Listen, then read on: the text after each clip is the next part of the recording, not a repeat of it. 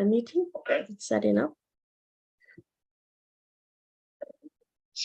Live, not right now. Restream and yep, it's live there. Okay, خلوا تشيك برو فيسبوك ناتكم. Search for EMC. Yeah, you're live. You're live on Facebook, so you can start. Oh, okay. All right. All right, Kunja Marina.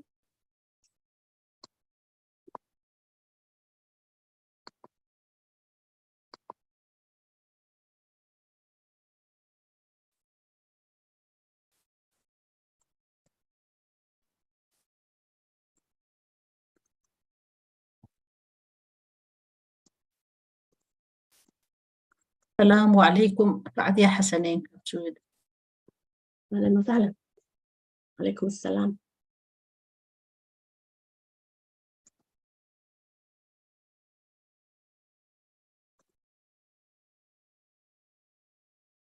عليكم أستاذة كوثر والشيخ إسماعيل والجميع.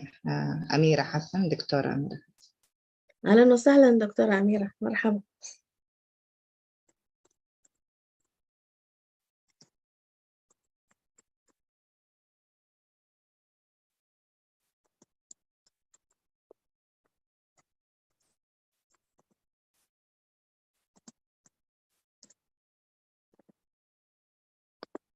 Everything is ready for you. Okay. Streaming has started. Okay, thank you.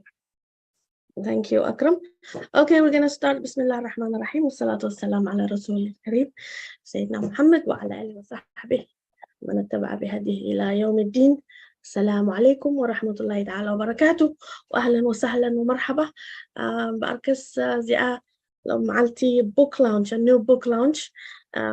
شمعنا متحف كنتي after flyers رقمه Milestones in the History of Islam in Eritrea by Sheikh Ismael Mukhtar. This session will be conducted in the English language so that we have a lot of people who do not understand the Tigrinya.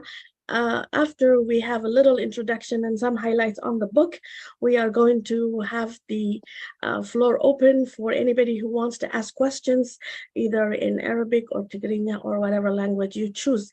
I would like to invite all of you and your children, teenagers or even adults, to join this session so that they have a better understanding of this book and the purpose of writing this book and the milestones that we would like to understand in the history of Islam in Eritrea. I'd like to start off by welcoming you all to this Zoom meeting. Today is the 15th of October 2023. The book was officially launched September 27, 2023. It's a brand new book. It's a historical book. And so today is a historical event. And I am proud to be hosting this program for Sheikh Ismael Mukhtar. We're launching this book and we'd like to invite everybody to buy the book, and we'll give you information about how to purchase it, where, and all kinds of information that you may have. So I'm going to start off with a brief history. Actually, I should say a brief introduction about the author, if I may. Sheikh Ismael Mukhtar was born and raised in Eritrea. Currently, he resides in Canada, and he is a writer with a particular interest in Islamic history. In 2021, he published his first book titled Manitoba Muslims, A History of Resilience and Growth, focusing on the history of Muslims in the province of his residence in Canada. Along the same theme, this second book is focused on the history of Islam in his native Eritrea. Mukhtar is a board member of various Canadian and Eritrean organizations. He is a regular speaker and writer on Eritrean and Muslim issues. Mukhtar holds a management degree from the University of Manitoba in Chartered Professional Accountants designation, CPA. With this book, Mukhtar seeks to shed some light over shadowed aspects of Eritrean history and foster a more inclusive understanding. So that is the purpose of writing this book. In brief, we will delve into it in a few moments. So I would like to start off by, first of all, Sheikh Ismael Mukhtar, ahlan wa sahlan wa marhaba, welcome. And I would like to start off by asking a question, and that is, what inspired you to write such a historical book? تفضل. You are muted, so if you can unmute you.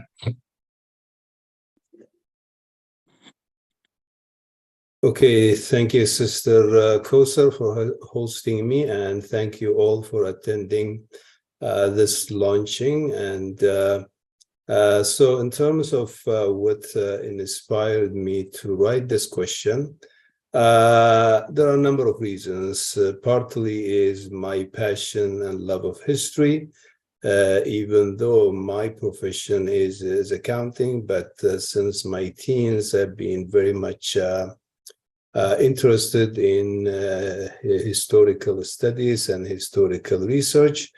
But also in addition to that, the Eritrean history, there are many aspects of the Eritrean history that has not been researched, and also at the same time have not received enough attention.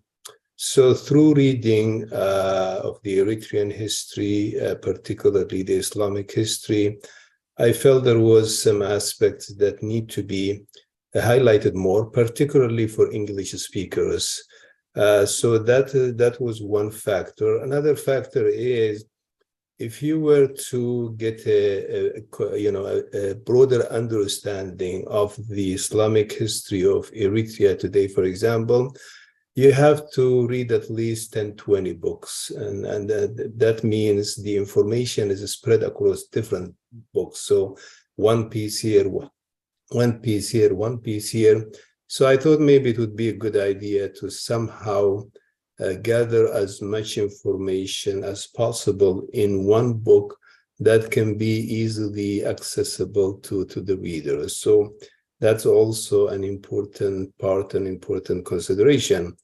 Further to this, as we all know, Eritrea is a country that's diverse linguistically, ethnically, and faith-wise. And I believe that as Eritreans, we can only enhance our togetherness, our sense of country, our sense of community, if we understand the different dimensions of Eritrean reality. So this book is not only for Muslims, this book is for everyone. It's important for Eritreans to understand their history. And when I say their history, the Christian experience is part of Eritrean history. The Islamic experience is part of Eritrean history.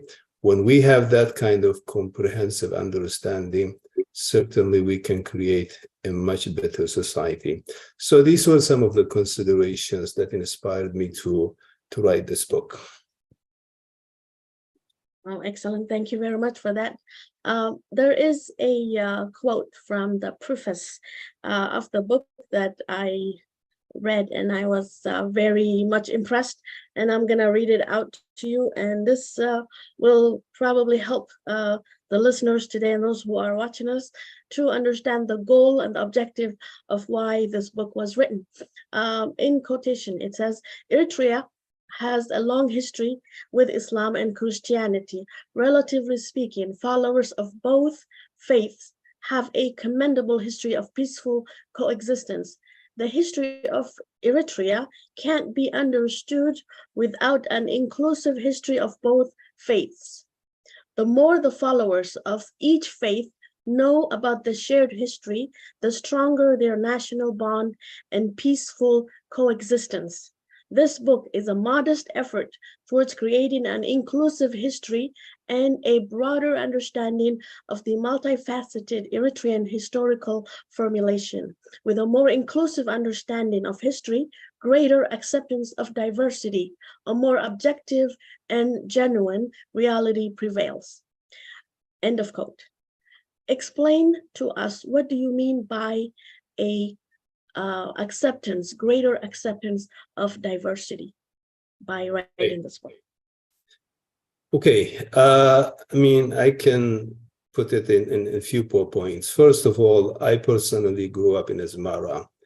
And what's unique about Asmara is it's a society, it's a community that is not only diverse, but people live together and they have a better appreciation and understanding of the diverse dynamics of the society. So my neighbors, there were Christian Orthodox, there were Jehovah's Witnesses, there were Jews, the Italians, the Hadrami. So I grew up in this kind of very multicultural, multi-faith society.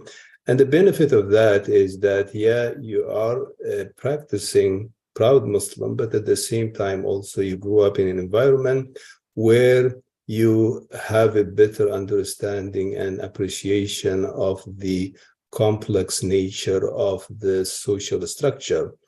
I came to Canada as an immigrant, and Canada has an official multicultural policy, a welcoming country, a country that celebrates its diversity. And that's one of the reasons why Canada is one of the most developed, most stable country. And I believe that that could only happen if we have an understanding, an inclusive understanding. When people grew up, when people understand a reality within a limited scope, then that creates to stereotyping, that creates to racism, that creates to xenophobia, and all of these things. And the Eritrean society is not ideal, it's not perfect. We do have many issues and many struggles.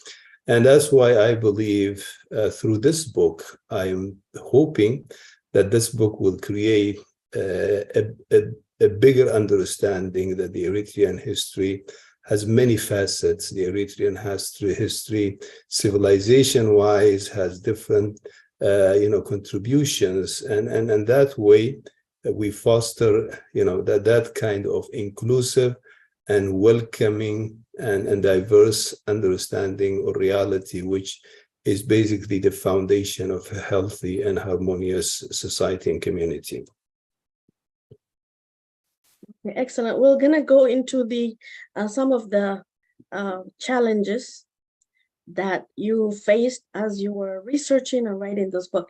But before I do that, I do understand that the history of Eritrea is intertwined with that of its neighbors.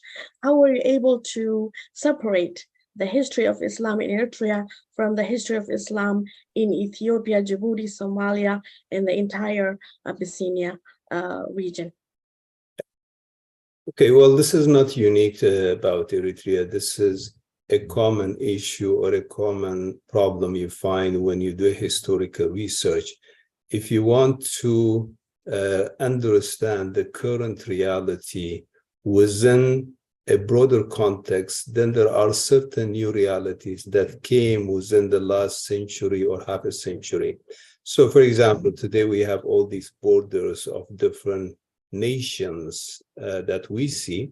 Now, these borders did not exist before the European colonialization. So accordingly, what happens is, if you want to understand the current reality within a historical reality, then there is a challenge of, where to set the boundaries. So Eritrea today is an identified geopolitical entity, but historically, Eritrea also have a shared history with Sudan, shared history with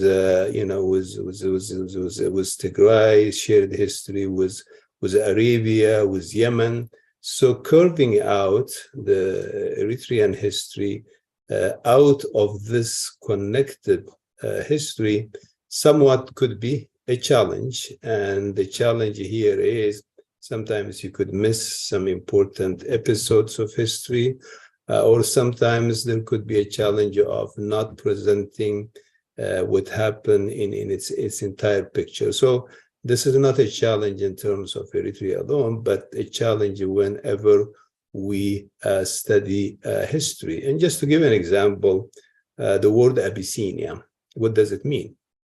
Now we find, for example, some writers, when they write about history, they basically use Ethiopia and Abyssinia to mean the same thing.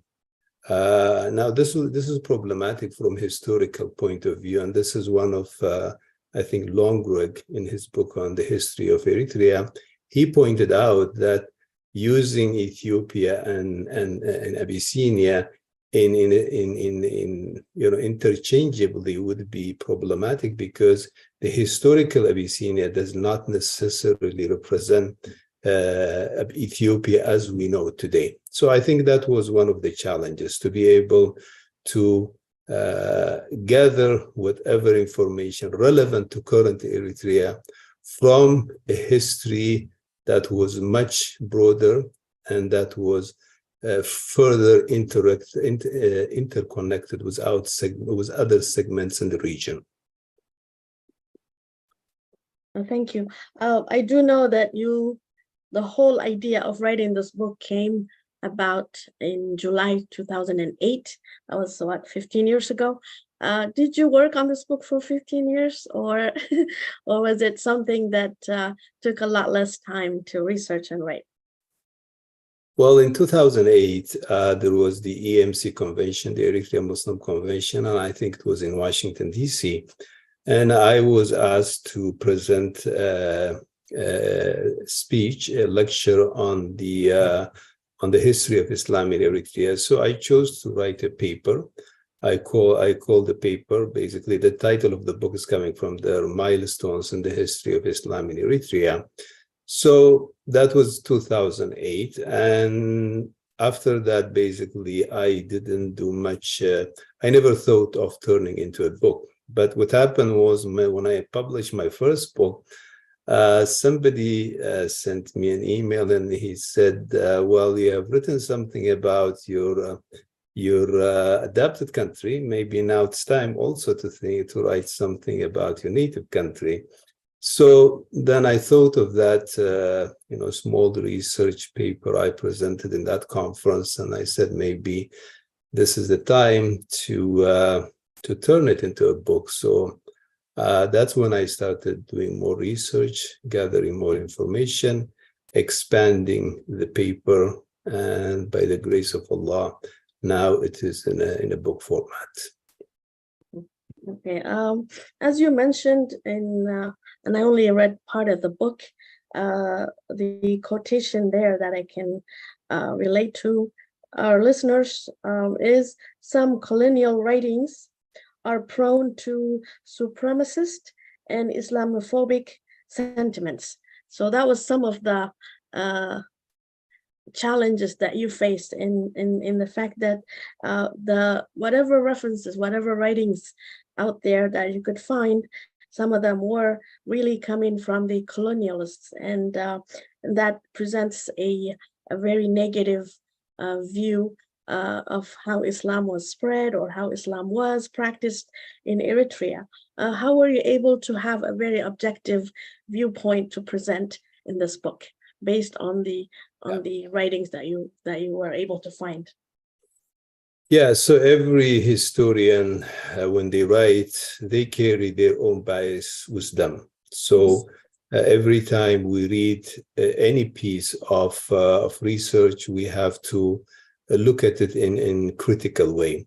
So my sources come from different sources. One is writing by Eritrean writers. So writings of Osman Sabbe, Muhammad Said Nawood, Dr. Jalaluddin, Dr. Bayan, and others, and also Alam Saggad, Uqbazgi, Takhaste, and Nagash, many others. So you have Eritrean writers coming from different stripes writing about Eritrean history.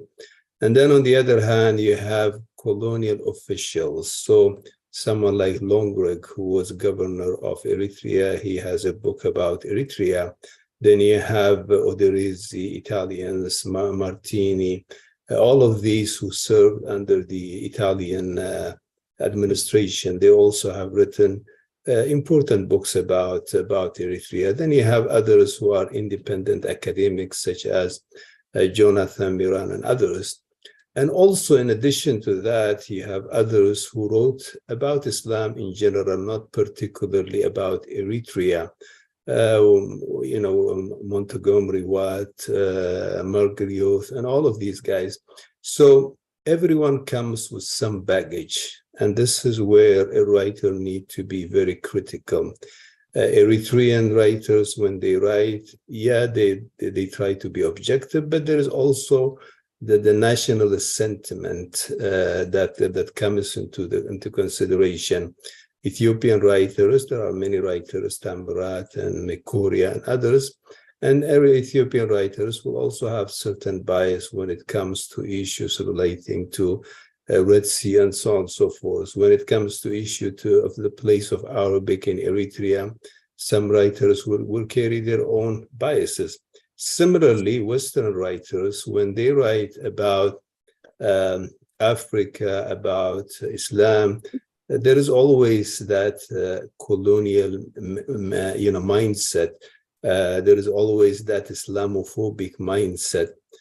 So they might sound to be, objective, but sometimes within that you'll find certain things that they say that's questionable. So there are many who wrote about the biography of the Prophet, the early spread of Islam, and they carry within the writings many of these sentiments. So what a writer needs is to be critical and to be able to pull an objective information from all these different sources.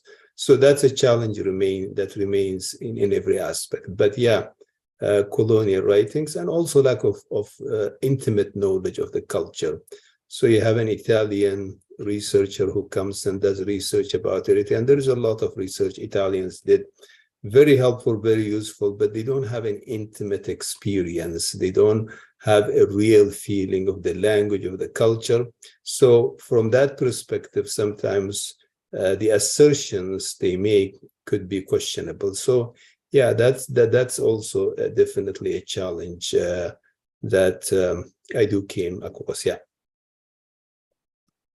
And that is why this book is very unique in the way that it's written by an Eritrean who grew up, was born and raised in Eritrea, who has touched upon all the experiences of colonialism.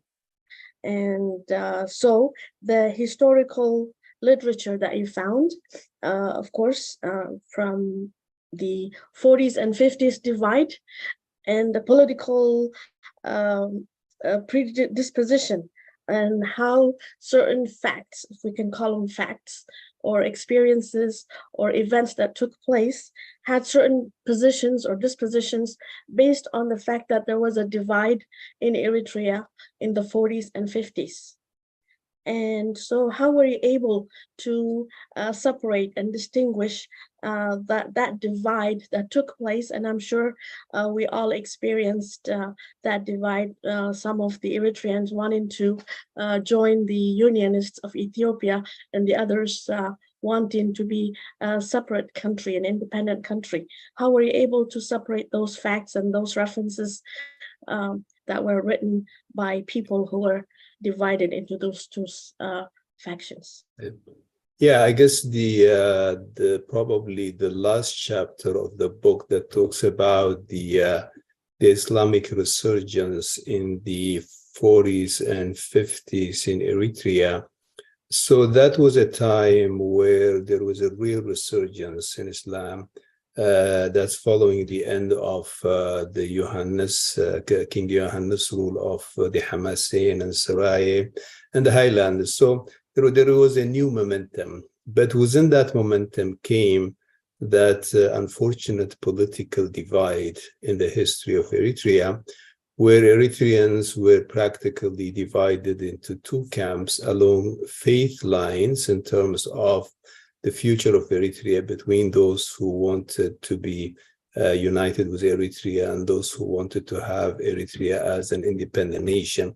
So this historical experience had a far-reaching impact on research, has far-reaching impact on the literature that was produced at that time.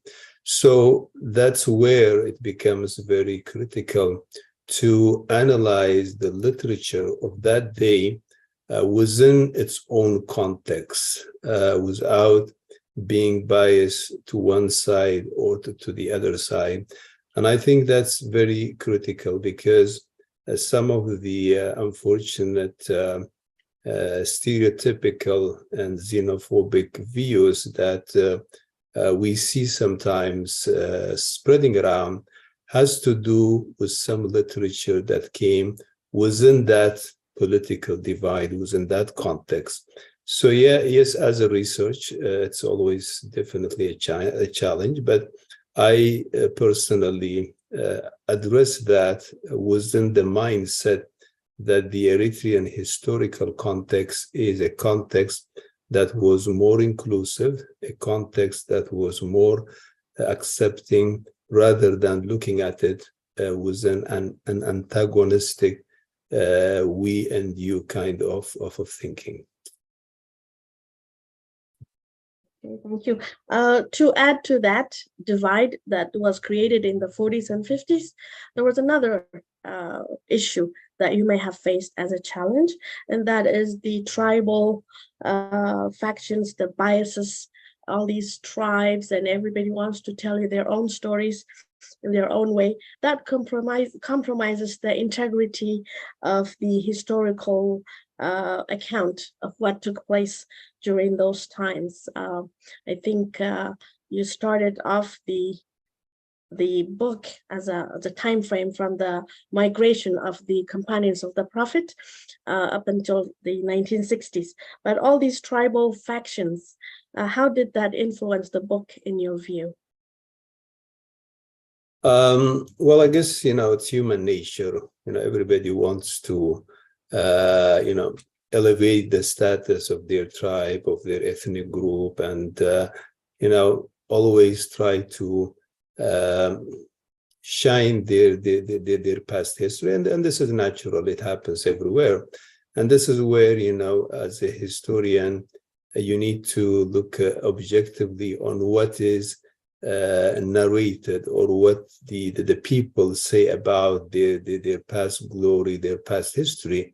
So here the challenge is how you differentiate between facts and between sentiments. So there is a lot of orally transmitted history in Eritrea. Some of it could be questionable, some of it cannot be verified. Some of it could also have a bias component. So even though most of my sources were written sources, it was not interview basis, so only maybe few information coming from, but most of it was coming from written books. Now, there are books written specifically about a certain tribe. For example, Dr. Idris has written a book about the Belain tribe alone, which generally says is an objective book, and it was a very important resource that I did use. And there is also a book about the Habab that talks about the Habab and the history and so on.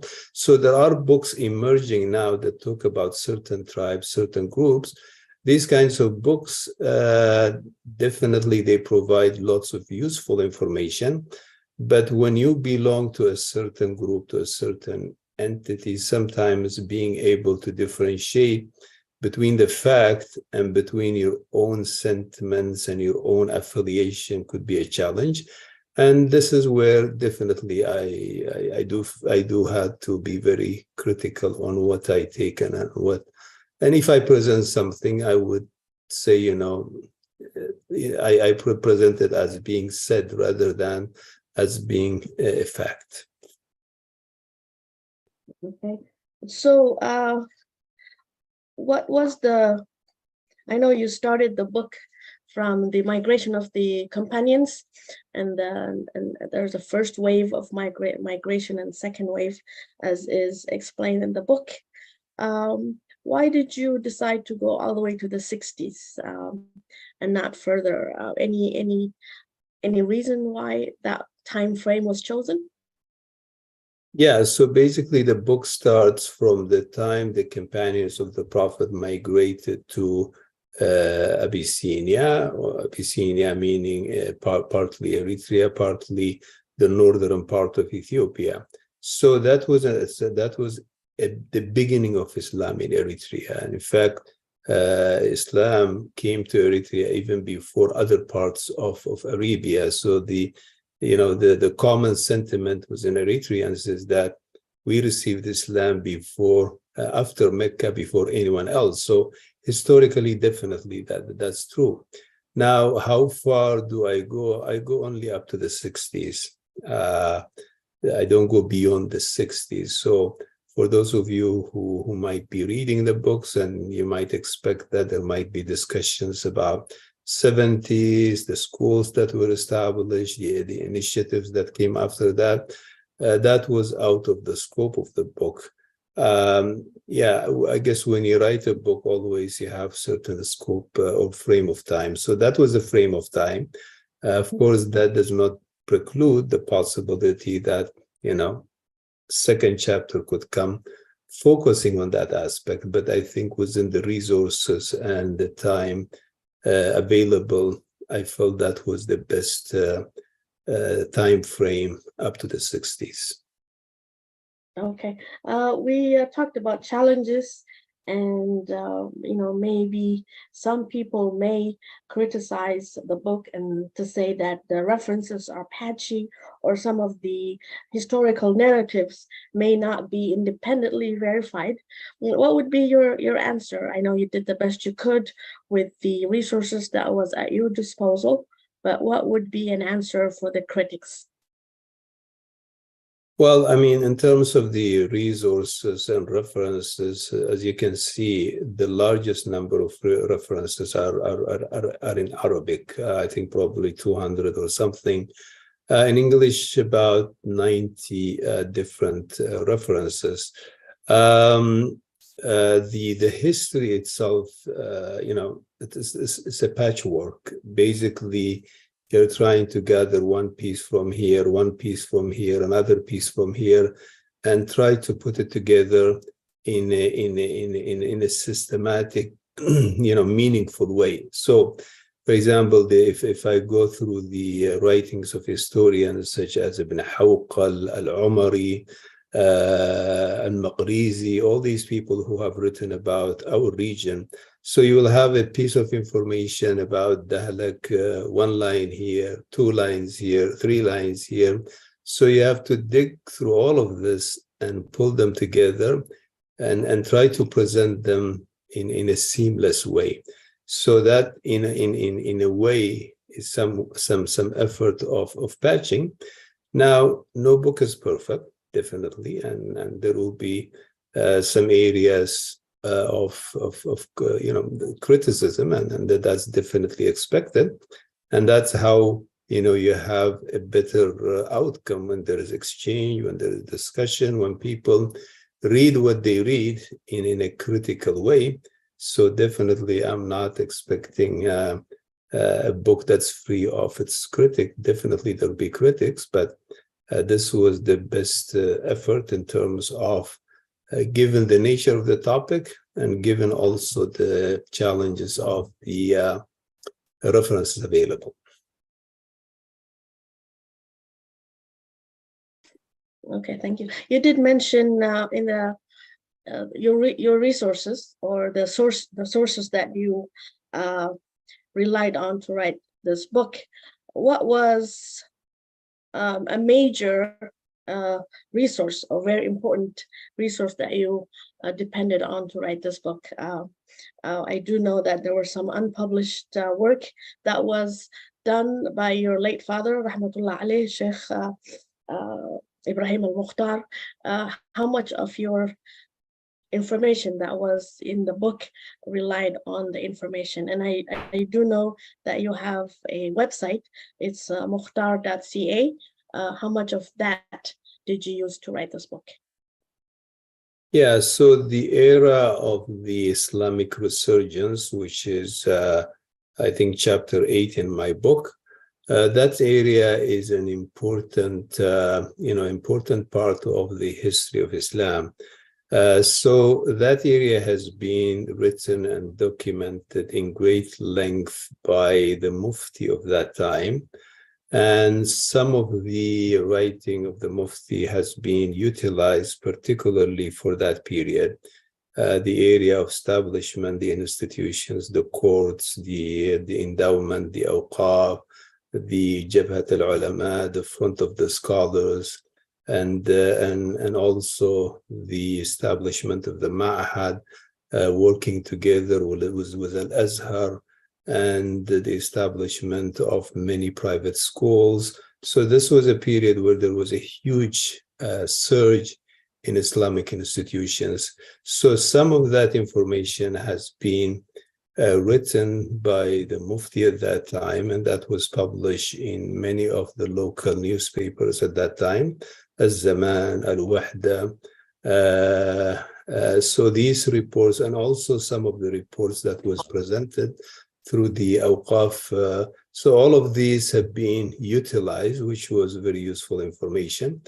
Some of it is already available online in mukhtar.ca. So yeah, that was definitely very helpful, and it was utilized extensively in the book on that chapter especially.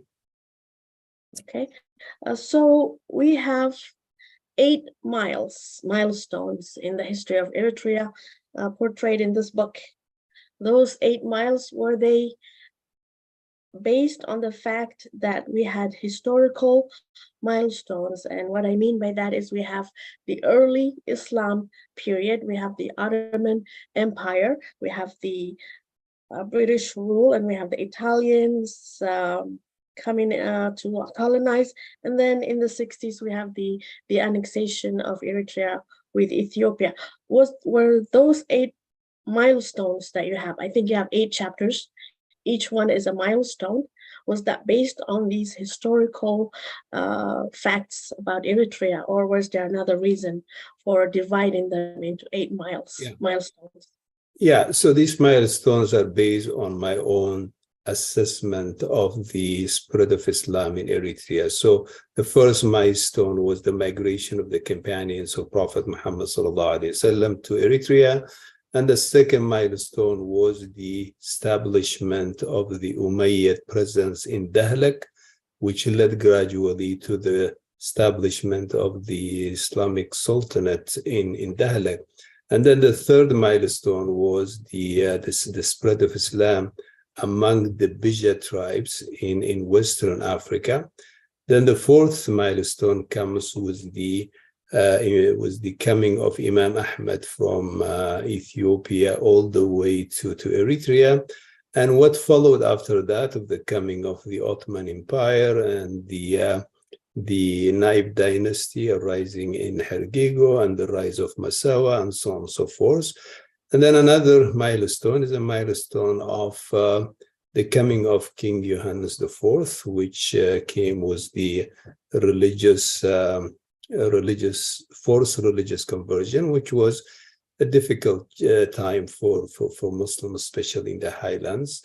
And the last milestone was the rise of the Islamic institutions. In between, I talk about the impact of the Sufis and the religious family, which also was another important milestone. So these milestones were based on my own study and my own analysis, and I felt that these were some critical moments in the history of Islam in Eritrea.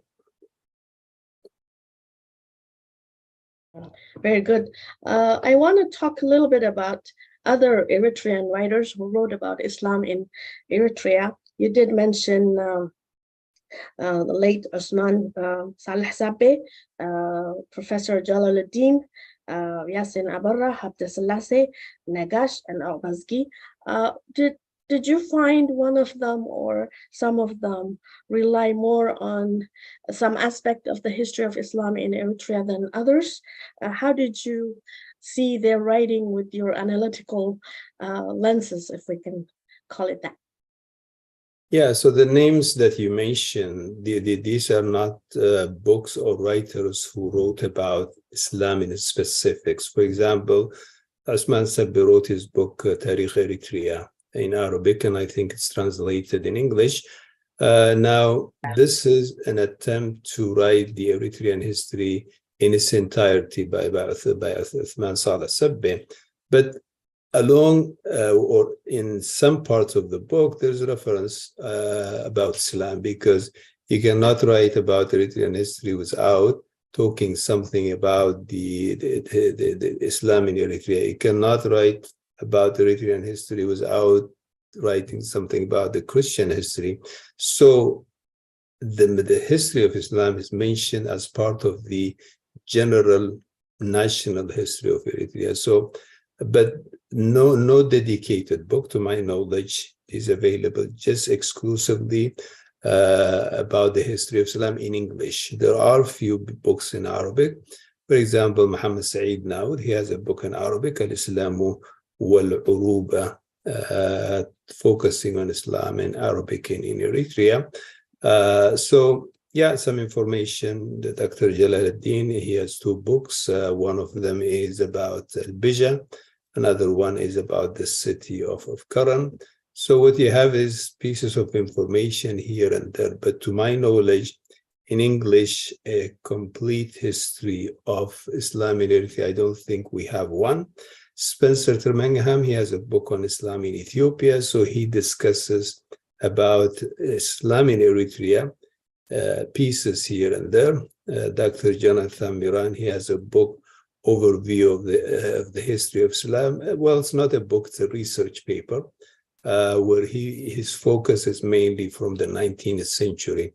So, as I said, there is definitely some deficiency when it comes to a full-fledged book focusing on the history of Islam in Eritrea. And my attempt was to fill this gap, and I hope I succeeded. And I think it is the readers who will make that judgment. Okay, inshallah, they will. I do know that you said, just to add to what you just said, this book is, quote unquote, an attempt to explore a subject that still needs more research and further elaboration. So, and end of quote. So that is your humble way of saying, if you have other information that has not come to your disposal, to come and present them to you, and you are willing to have a second edition maybe, where you can have more clarity and more explanation about these historical facts. I do want to let the people who have joined us and on Facebook, and those on YouTube, and those who are on the Zoom, to go live on Facebook, and we will have a recording. If you want a copy of this, it is available, or it will be available. Also, we're going to give a little bit of information about how to purchase the book, how to have access to it. There is actually a hard copy, an electronic copy, and paperback. So all of that is by your publisher, Frisian, right? Frisian is the publisher, Frisian Press. You may go there. You may even go to Amazon, or you may go to the publisher's website to purchase copies of the book.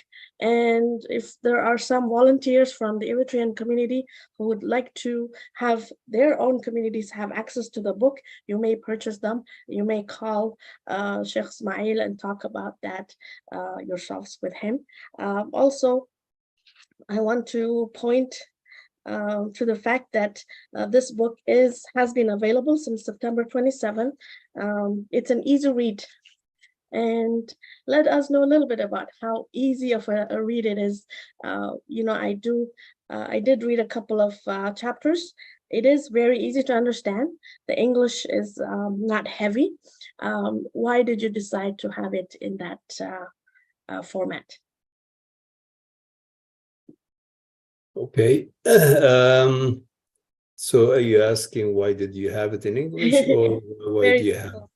Very simple. Yeah. I'm trying to encourage readers to go ahead and buy it because it's not hard to understand. Very easy facts, very easy to read. Okay. So just to let Yeah. them know. Yeah, I guess sometimes the people who comes from the academic community, their writings sometimes are very technical and difficult for average people to read. So this book is not for people who come just from the academic community. This book is for everybody. So people who have academic background, this book is for them, and people from the lay person can also. So definitely it is an easy to read book. Yeah. Okay. And just one thing I should say also, on the website, the Friesen Press, you can make a bulk order. So if some communities want to make an order for a large amount, if you go to their website, I think they have a number. If it is more than 20, then you have to call that number and order in bulk, and they will send it to your address. But I think it will also be available in Amazon and in other places. Yeah, it's also available in Google Books if you like to go to Google. Friesen Press is the publisher. You did mention in one of your in the book that there was a lack of actual field research. Maybe going to Turkish libraries or traveling to other places. Maybe I would say Al-Azhar in Egypt. Was that something that you may explore in the future? Is that something that you would like to have more field research to get in-depth information about the history of Islam in Eritrea? Yeah.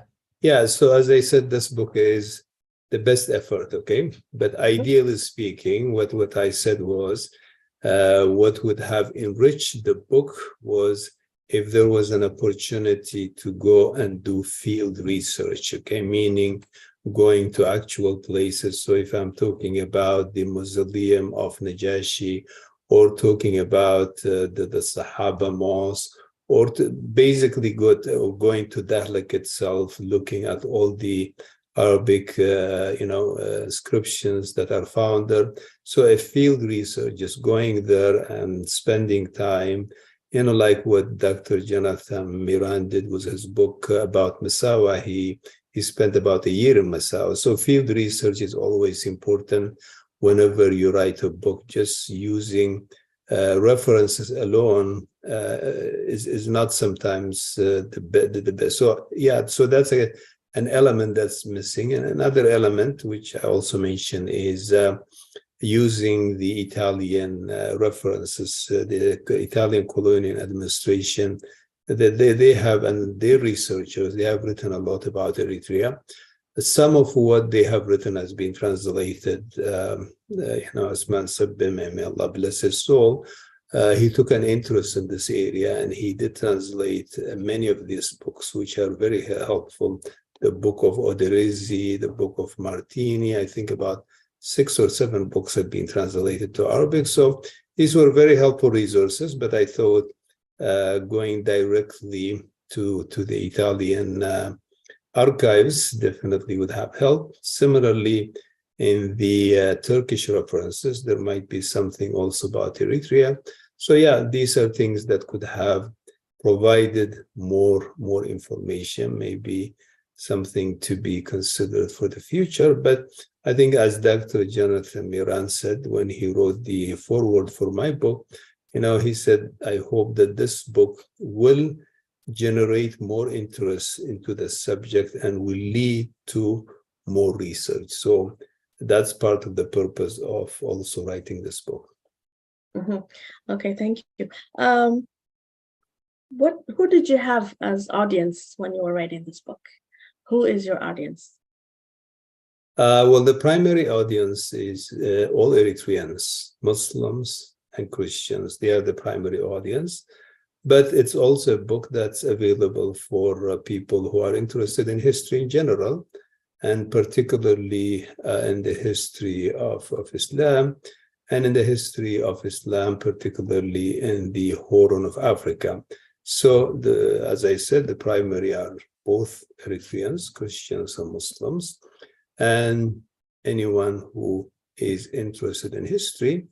And I think also this book will appeal to Muslims globally, in a sense that the first chapter of the book is dedicated to the migration of the companions to Eritrea and to parts of Ethiopia.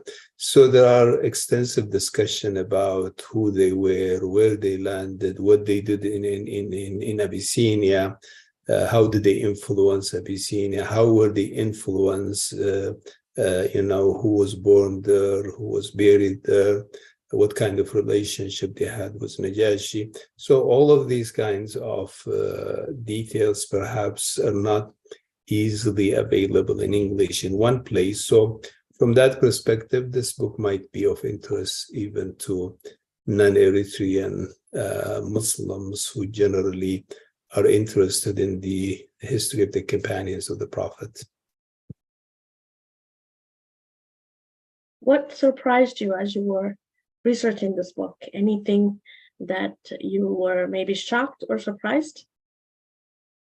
Yeah, there were certain areas where I felt that were not really well covered in our day-to-day knowledge about Eritrean history. For example, Dahlak, Ollendorff, one of the Western writers, he says, you look at Dahlak today, it's just a destitute, practically empty desert. But when you go deep into history, you find Dahlak was basically where you have an amazing civilization. Here you have a sultanate that lasted for hundreds of years until it was destroyed by the Portuguese. Now, the history of Dahlak has been to a great extent forgotten. And to me, as I was doing research and trying to pull the pieces here and there, definitely that was something I found surprising in terms of the depth of the history of Dahlak. And there is a lot to be researched. And one thing I found interesting is those funerary stelas where there is Arabic inscriptions. These are spread across museums in the world. You find some of them in Bombay, some of them in London, some of them in Cairo.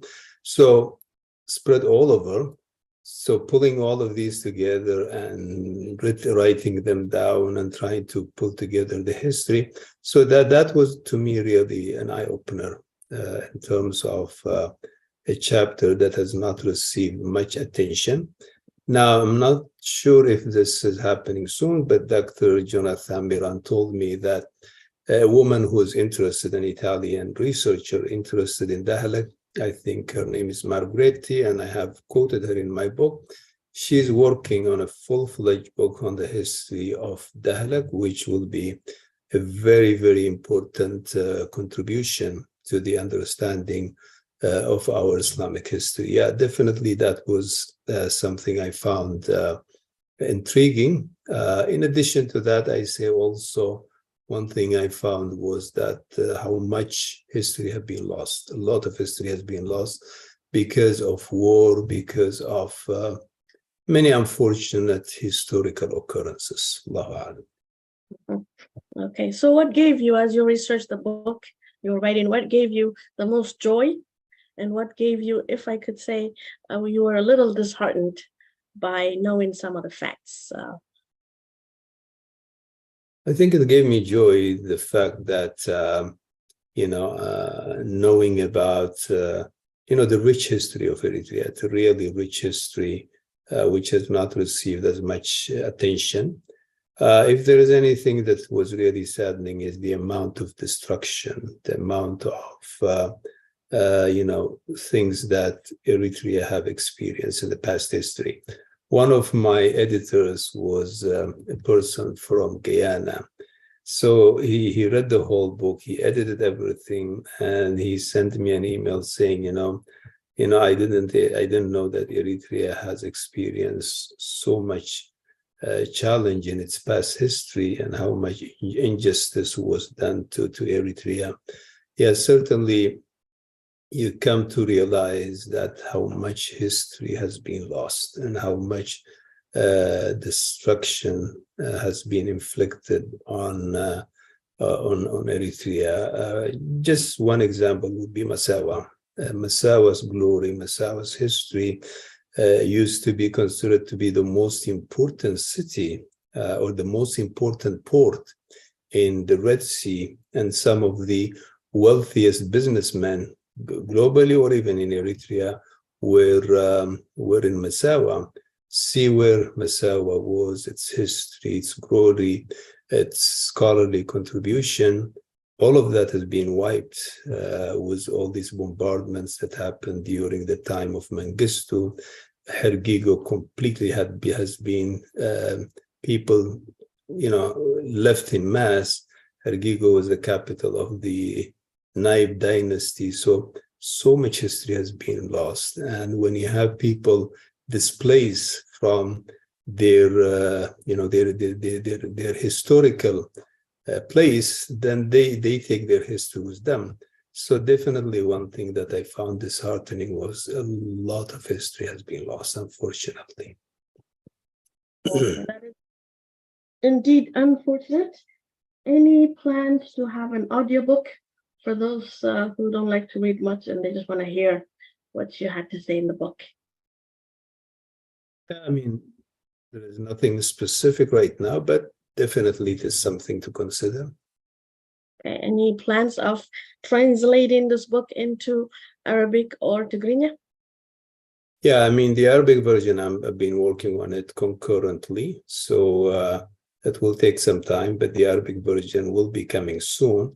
Now, it will not be a word-for-word translation because in the Arabic, when you write in Arabic, perhaps sometimes you could find more resources.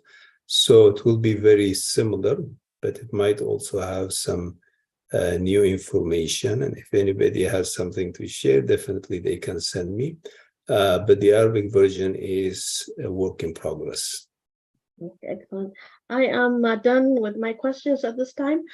For all of those who joined us late, we are live on Facebook on the Eritrean Muslims Council page on Facebook. You may share that with your friends and relatives and acquaintances. Also, we are live on the YouTube channel of the Eritrean Muslims Council. If you have any questions, I would like to have you all raise your hand so I can have the Sheikh answer your questions. You may have English or Arabic or Tigrinya, whatever language you choose. We welcome all. So please raise your hand and we'll go through the questions. We have another half an hour or so. So I would encourage you to raise your hands. I have Dr. Bayan Nagash raising his hand. Please go ahead. You may unmute yourself. Mute your mic, please. Dr. Bayan Nagash, تفضل. أهلا وسهلا. Thank you, كوثر. شكرا. أستاذ إسماعيل إبراهيم مختار. شكرا. والله your قيادة اللخاء is a huge asset. I remember when Dr. Mustafa al-Saidi, a number of years back, he wrote on the history of Jabarti, tried to connect it with the Sahaba when they arrived. I don't know if you have had a chance to include that in your references or had a chance to read about it. But the main reason for my question, though, is different. That has to do with the current circumstances that we find ourselves in as Eritrean Muslims. As you know, in media, as in politics, whoever starts early has a huge advantage in dominating the narrative. And yours, and I put Dr. Lesaidi's book also in that predicament in terms of telling counter narrative, because a lot of ignorance runs rampant, and they think that Eritrean Muslims just came out of nowhere yesterday into Eritrea. And that kind of mindset to change that, it needs a huge counter-narrative attempts to correct the ignorance that prevails out there in the social media. And one I would like to start with before I ask the question I wanted to ask is, this might, I think a lot of people might know, the Nigerian scholar, writer, Adichie Chimamanda. I saw it on TED, and I think everybody might have seen it by now. So what she says is power is the ability not just to tell the story of another person, but to make it the definitive story of that person. The Palestinian poet, she quotes Barghouti, in which he writes that if you want to dispossess a people, the simplest way is to tell their story and start with secondly, thirdly, instead of saying firstly. So for example, if you start with the arrows of the Native Americans and not with the arrival of the British, and you have an entirely different story. And start the story with the failure of the African state and not with this colonial creation of the African state, and you have an entirely different story. So what you have done is you're taking us all the way back as Eritrean Muslims and just making us stand there, and we didn't come from nowhere else. We may have, excuse me, different religion than the prevailing religion that dominates the social media, but we're there, we were there, we'll continue to be there. Now, of course, saying something like this is easier than doing it, and we have started. It's a great contribution. So now the question is, an average Eritrean, a Muslim obviously will have no problem accepting the critical aspects that you present, but would a Christian Eritrean have, would this kind of change the person's mindset a little bit? Would it inflict a little bit of a change into the mindset of the ignorance that prevails in Eritrea? And I think Kausar is in something when she said about audio, probably time permitting, even doing some like what you just done, YouTube-wise, Facebook already have started, and things of that nature, I think would help into disseminating the information so that the counter-narrative begins to have a dent into the narrative that exists now. And so the question is about the Highland or Eritrean of different faith. Would they benefit from this? If so, in what way? Okay. Yeah, I think, always when there is ignorance, then the outcome is a society where people become stereotypical, where people would have, a very uneven and an unbalanced view about the other. So what I am hoping that through this book, and I try to be as objective as possible in addressing the historical occurrences. This is not about Christians, or this is not about this group or that group. This is trying to provide a history as objectively as possible. And I think for Eritrean Christians, I am hoping that this will be something of a welcome. I personally, my own experience, whenever I come across a literature that talks about the Christian experience in Eritrea, definitely I read it with great interest, because I believe by having their perspective, I will be a better Eritrean, and I would understand the Eritrea in a better way. Just to give an example, the book of Samara Habte Mariam, I think so, on the Orthodox Church. I think I found that book very useful, and I didn't read it as a book of Christians only, but I read it as a book that talks about an Eritrean reality. So what I'm hoping that this book should be seen as an opportunity to understand deeper the history of Eritrea. Now, having said that, there is a segment, no society is perfect. There is a segment, even within Eritrean Muslims, that has a very narrow view, a view that is exclusivist, a view that wants to, basically exclude everyone else. Like they were saying, is some of these stereotypical, Islamai, that kind of mindset. It does exist among some people. And there are some Muslims, even Muslims, who believe that Eritrean Muslims do not belong to Eritrea and they are all Tigrayish. I mean, those kinds of sentiments, fortunately, they are not widespread, but definitely whenever few of those kinds of sentiments are expressed in public, they do create some tension, social tension. And this book, hopefully, is an attempt to create greater awareness, to celebrate the rich history. When I read, for example, the history of the Bahr Nagash, when I read the history of the Sultan of Dahlak, the Naib, the Bija kingdoms, that enriches my understanding of history, and that is something to celebrate rather than something to see as a problem. Allah. Thank you. I think if I may, Kausar, just a quick rebuttal. I mean, just a kind of thing. I don't want to make it between me and the stars, but now that you mentioned Samara, and I was, in fact, before his book came out, chapter for chapter, he was sending me to review it, and I did that. And at the end, he asked me for my opinion. I said, this is not a Tawhid religion that you're talking about. This is the legacy of Eritrean history. It belongs to me as much as it belongs to you. It may not be my religion, but it is my legacy of being an Eritrean. It's part of my history. So understanding that gives me a better understanding, similar to what you just said.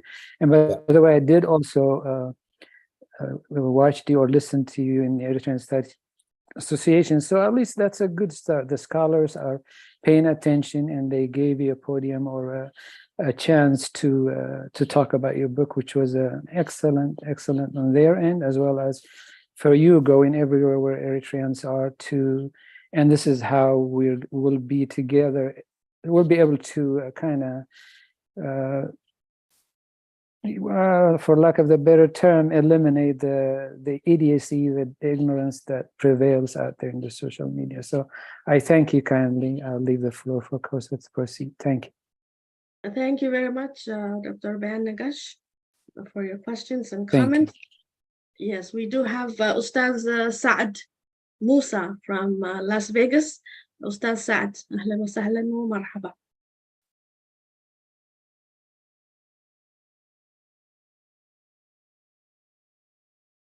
Ustaz Saad, unmute your microphone. Can you hear now? Yes, go ahead. Thank you very much.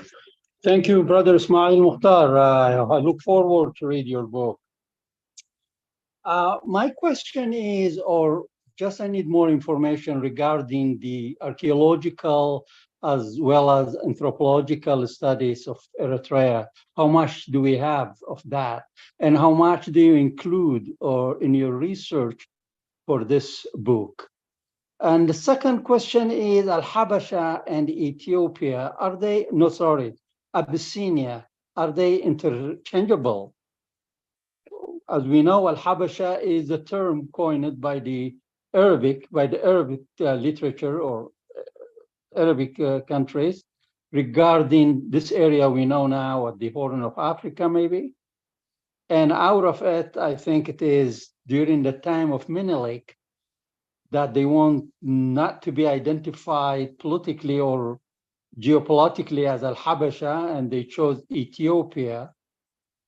And that was then confirmed by Haile Selassie in the 40s. I believe so. Well, but then again, despite this fact, they tried to use the term Habasha, which is an ideological term that brings together the Amharic Tigrinya speaking population who are in the Orthodox Church as people who have the right to run the area and they are with this ideology, with this Habasha ideology.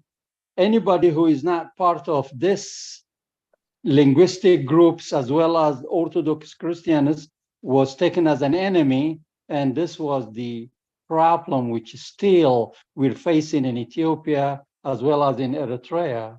I believe this ideological narrowness and considering anybody who is not in it as an enemy. And the last question you mentioned, the Bija with West Africa, that was really new to me. I thought of Bija always the heart of the Horn of Africa, like Begamadur, Bija,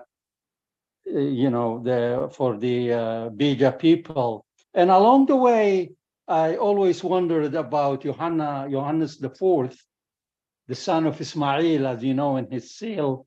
What's the story of that? How did it come? And recently there was a talk that the Tigrayan source is from Tikrit in Iraq. I ask kindly if you can elaborate on these issues, and thank you very much. Okay, so to begin with, in terms of the term of Habasha, where it comes from and what is the boundaries of the historical Habasha, basically what some of the historians say, such as Abdul Majid Abdin or Wallace Budge, who was one of the well-known writers about the history of Ethiopia, is that the name came with the tribe known as Habashat. Historically, thousands of years ago, from Yemen, when this Sabaean civilization came to an end, some tribes migrated from Yemen to the highlands of today's Eritrea and Tigray. And so these were tribes known as Habasha. And also there was another tribe known as Agazian. These are tribes that migrated from Yemen. So the historians say the Habasha that came there basically gave its name to the region. So now here there is some debate and discussion among historians about the boundaries of Habasha. We can say certainly that the core of Habasha was the highlands of Eritrea and the highlands of Tigray, with the capital being Aksum. Not all Tigray, northern parts of Tigray. In fact, the Abyssinian core might be the majority of it in Eritrea. So if you go around Sanafe, Kwahaito, which used to be known as Ikole, and all these regions, there are a lot of historical remains that still need to be investigated. So that's where someone like Longwig says this is fictitious to say the Ethiopia as we know today is Habasha. That would be historically wrong, because Habasha in itself, the core of Habasha was the highlands of these two areas. But Habasha, when it became powerful, for example, during King Ezana, they did occupy Sudan. They spread all the way to Sudan. During King Caleb, they took control of Yemen. So there was expansion. So when they were strong, they expanded and they took lots of land. But the core of the Abyssinia is the highlands of parts of Eritrea and parts of Tigray. So that's one point. In terms of the other point of the archaeological studies, I guess one point made by some researchers is because of the war that was taking place in Eritrea, there wasn't much opportunity for such study or for such research. The Italians did a lot of research when they colonized Eritrea, and then the war came, and I think there are now slow attempts to do more research on whatever remains in Kwahaito, whatever remains in Dahlak, but it is slow. It's happening. It will take time, but definitely with these kinds of archaeological researches, more information might come in the future. The Bija tribes are tribes that are found along the eastern part of Sudan and Eritrea. The largest segment of Bija are the Beni Amr, which is one of the largest tribes in Eritrea. So definitely their history is a very important history, and there is a chapter that talks about that. In terms of Johannes, if you are talking about King Johannes IV, King Johannes, his presence posed a major challenge for Muslims because he came with a project to Christianize it, not only Christianize, to make everybody Orthodox. So it was not only the Muslims who were at the receiving end of his religious persecution, but also even the Catholics. The Catholics in Kalaguzai, in Tigray, they ran away and they took refuge in Karen, for example. So the persecution was not only Muslims, it included Muslims, Jews, Catholics, and everyone who was not a non-Orthodox Christian. So that was a difficult chapter in the history of Muslims, particularly in the highlands. Okay, thank you, Ustaz Saad Musa, for your questions and comments. We have Brother Amr Hagos from Australia. Amr, تفضل. يا هلا، السلام عليكم. مسموع مش كده؟ عليكم السلام. عليكم يا هلا السلام. وسهلا الشيخ اسماعيل. هذا خبر جميل عن صدور الكتاب، فالمكتبة الإرثية كانت تحتاج له يعني بشدة. عندي سؤال، أنا متابع الموقع مفتي الديار الإريتريا، أول مفتي إريتريا الشيخ إبراهيم المختار رحمة الله عليه. فهو كان كتب كتاب أظن أو شيء عن النجاشي. فالمشكلة أنا متابع الموضوع ده، وعندي برضو بعض الدراسات يعني ممكن أرسل لك لها. في السودانيين يعني بروفيسور شيخ غريب الله يقول الهجرة الأولى والثانية كانت إلى السودان. وبرضو الأستاذ محمد سعيد ناود من إريتريا يقول برضو النقاشة هذا ما هو قبر، يعني هو ما هو ضريح، بل هو مقام، يعني زي مقام الشيخ عبد القادر الجيلاني. فالنقاشة كان في دباروة يقول يعني. وحتى أوروما يقولوا يعني النقاشة كان هجرة كانت إلى أوروميا. فكل واحد يعني يتكلم بأشياء، بس الشيء المؤسف يعني بروفيسور لما يقول يعني كان هجرة إلى السودان، حتى الطيب بروفيسور عبد الله الطيب يعني كاتب كلام. فأنا يعني لو في كتاب مكتوب المفتي يا ريت لو تنشروه من جديد، لأنه شفته لأن المفتي كاتب أشياء كثيرة وكلها قيمة يعني. وهو كان زار برضه سنة 52 أظن، راح هناك وعمل. فزي ما ذكرت يعني لازم يكون في أبحاث ميدانية. فمثلا عشان تعرف العمر كربون 14 ممكن تعرف كم سنة عمر لما تريح الضريح، وتقدر كان كونكلود يعني ايزلي يعني ساينتفيكالي. لكن في تنازع شديد يعني، حتى المتعلمين للاسف الشديد والشيوخ يعني. شيخ قريب الله هذا رئيس جامعة درمان الإسلامية، فلما يقول لك الهجرة الأولى والثانية كانت للسودان بدون أي دليل، يعني زي ما ذكرت يعني في عواطف ووطنية فهذا تاريخ الإسلام هو يعني، ما هو تاريخ يعني الشخص كان إثيوبيا ولا فرنسا، ما يهم يعني. فالواحد لازم يعني يكون دقيق يعني في بدون مشاعر يعني، لأنه المكان مش مهم يعني، أهم شيء هو الرسالة يعني.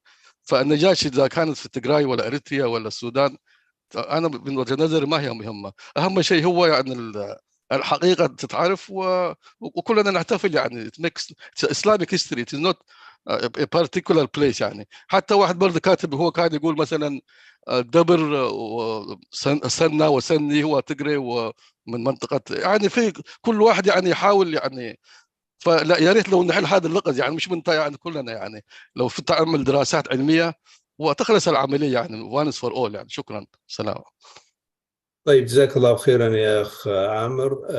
الموضوع هذا من المواضيع التي ناقشتها في كتابي في الفصل الأول. هناك زعم بأن الحبشة كانت إلى السودان، وهناك زعم بأن بأن الهجرة أو هجرة الصحابة كانت إلى دباربة إلى بحر نجاش ولم تكن إلى ملك الحبشة. وهناك زعم بأن الهجرة كانت عبر باب المندب إلى الصومال. أنا ناقشت هذه يعني مناقشة سريعة، لكن هناك يعني رد كامل على هذا من قبل عدد من الباحثين منهم الدكتور جلال الدين.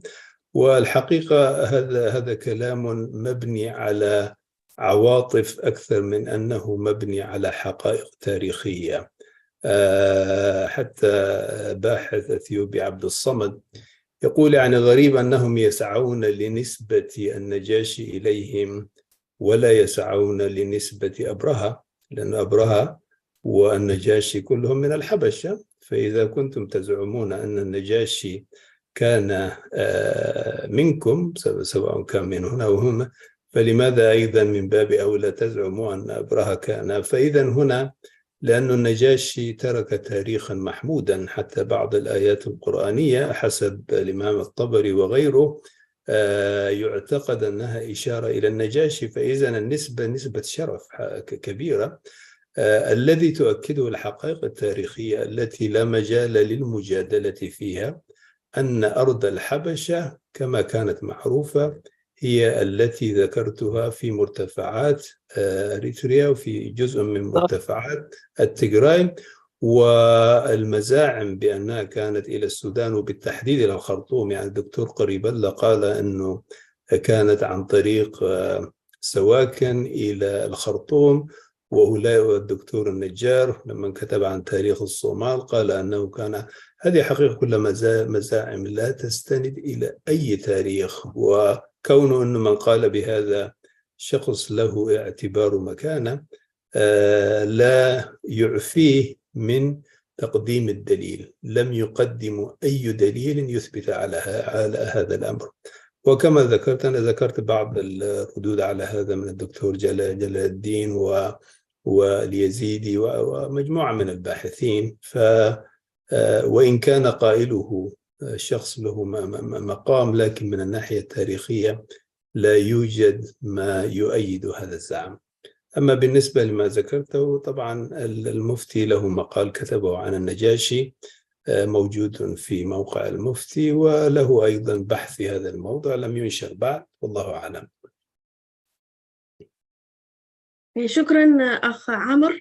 ما نحب نطول على الشيخ، عندنا حوالي 5 دقائق بالأكثر 10. عندنا الأخ سؤال من الأخ، حتى لو جعلته سؤال قصير إن شاء الله. أوكي.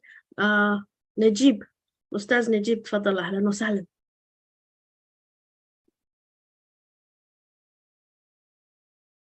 أستاذ نجيب.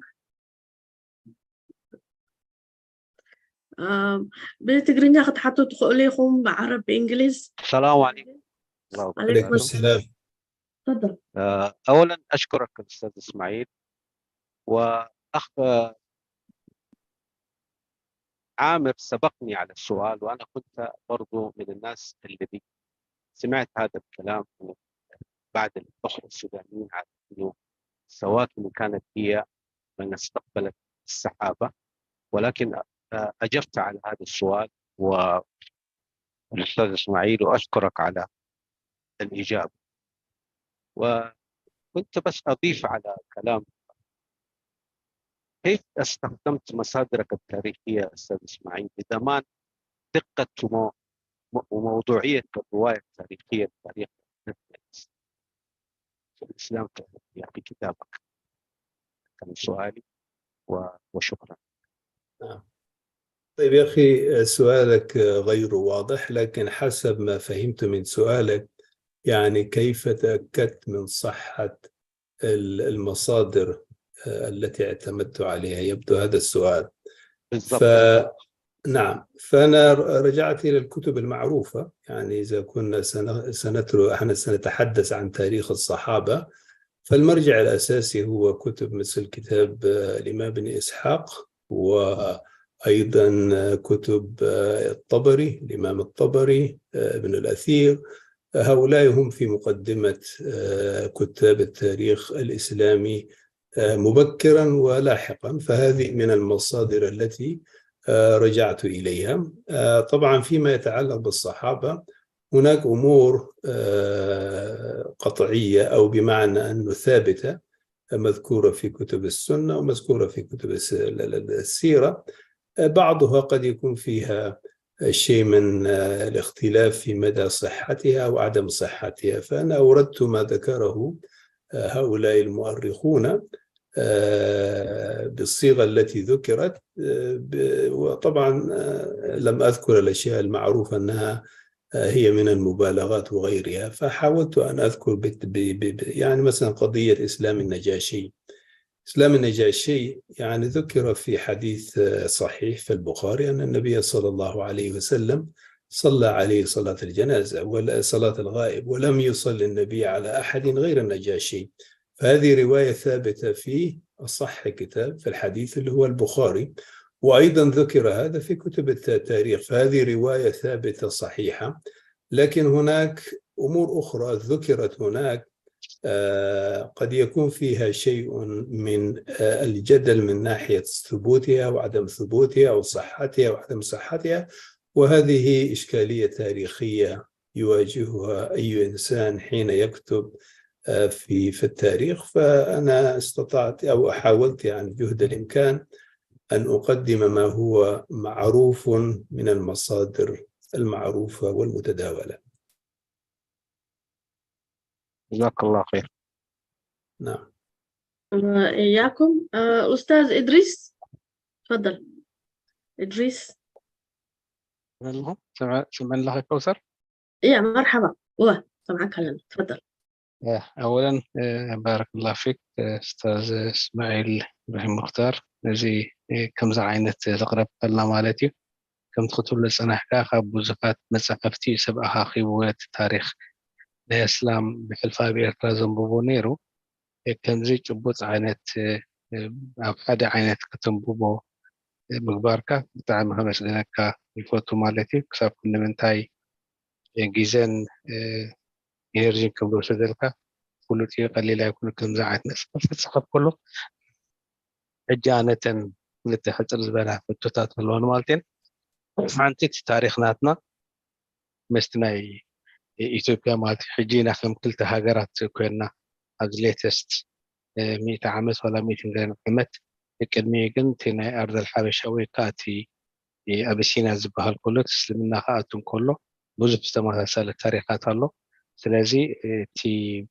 أبي إثيوبيا تتصحف بوزب زعوانا يسلمنا مساحة الله زن عم بيبكى تكون تسفى يقبر عم بيبكى تكون إمنة هلين مالتي زعباتنا هالس سوست هالس وجه الزبل لإثيوبيا مسلمون تقول بوزب تاريخات الله سلازي مساعته كومبير تقولوا خلها مستمسحفتي نايتي قسطة up to the same subject مالتي كمية فرق بكاس خانة هنس خادة بالكام مستي تصحيح ذلو تخالي تخاني بوغن كاسي إذا خملا اللي يقبأ أن النيروس والكام بستصح بتمس حفسي انتهي الليفت تقبر كان يقرأ الله مالتي إذا سابز مسحف زخطو نيرني بس بالكام بس فدا كاتا مسحف نع خاسي إذا سينكلود كبورا نيرني تقولوا نقرأ لكادو سوري تاسالتي كاسي زناي دكتور مصطفى نبزي مع الدكتور بيان نقاش الله ناصر نور الله مستلصح فد هرش ديش تورحي الريفيو تغير لان يرما كتا مسحف كومو عينت بلانا لك كادو مخنياتو أبيدنا وسبس حتى مسحف بسبب ميانا إحكالات ونام ناس لزلنا زعوانا يسلم زمن كتب حلفاء بإثيوبيا كومو عينت بلانا لك كادو مالتا أبيد عم دوب مسبس حاسي قول ناتا تي أتشيف جيرادو أي قبرتن من خابتم أوديونس ناس كاف سمع أنتو بي كوسر حاتت نيرا مهاتتم intended أوديونس ناس كانت يعمتول نيرا مو كومو بلانا لك كاريو دحري شديشتور حدود دحر عامت ريفيو نتابوك كيلكا كم زنالو معانتي نأزم سنالو كومو عينت القبرت على لك كادو اللي بارك الله فيكم إن شاء الله تردي كانت خوا. طيب بارك الله فيك يا أخي بتانا مشارة شعب تخو جمر لكعي وزخونا مسحف كتصحف كل جزية نايم محياش عدل له بمخنياتيو قدام ما حتى مع له خالاي حتى مع له سلسة حتى مع له سلزي قلي مسحف تقصاب عسرة حتى ما تبت صح له مخنياته كل جزية حدش حبري تامس حدش تريوتات مسس لزي لكعي حدش نقرات خمسيو انت مسخها عمرن عدمنت رب العالمين تهيبون انا يقدن كالا انسان ساين فيرجن كمسيو زغانا توسخ حبري تازولو سبتولو يعني I'm more than happy to welcome that. بزعبانا تاريخ اثيوبيا زملكت بحفشو بزح تصحف له بزح تصحف في اللي معرباويان بزح تقداس النت بزعبا إثيوبيا يصحفو خاب مسنا إرترا اختران كالغا لذا قدمت صحف صحفات لون أبنتنا إمام أحمد زملكت إمام أحمد جراني إثيوبيا راح يكون تحت جزاته تيوان تلا إرترا خساب زخلو كبساتات يكون حرقيقو يكون كساب كسلاي بس يحس لذي اتناتو تاريخ نعنا وناد لا يزخون تاريخ سلزب زعبانات وتاريخ زملكت فقيه عرب الجيزاني صحف ومصحف له لا يزخون مصحفنا بالإنجليزية تترجمه أحد خبط مصحفتي تتركم كلها نسانيرا ومخالب تمكالوت صحفتي في الله مصراويان تاريخاويان النبورو كم بعل المقريزي كم بعل العمري زياتهم بزعبة حبشة وبزعبة وشتي أبي إثيوبيا زركب نقرات كصحفون كله بزح نعنا ونقداس دخون التاريخات قال له عبد السمد زبها قال له حد ما جمع ريسيرش قبل بتاع هذا لا يزخون الريسيرش كم حجي بمحرين يازو صدوا له بزح مصاحف له حند خابوم إثيوبيا مسلموش تبل مصحف الله لذي أبي إثيوبيا صحف له بزحي خابوم كنت كم نخلينا جن ترى حدا جزية أبزن تفعل خون خل تمرات تدسه زحبت حدا خابتم أدليتي ناي تاريخ صحفتي وبزح بزعبة دهلك وني صحفيو خابت صحفاتون بزح تتكيمي وخوم كوريا زبها لالو زودة زبها لالو بزحات لالو بزكاة لنمتك خابت صحفاتناتهم بزح أدلي حبري تاريخي بي والله أعلم.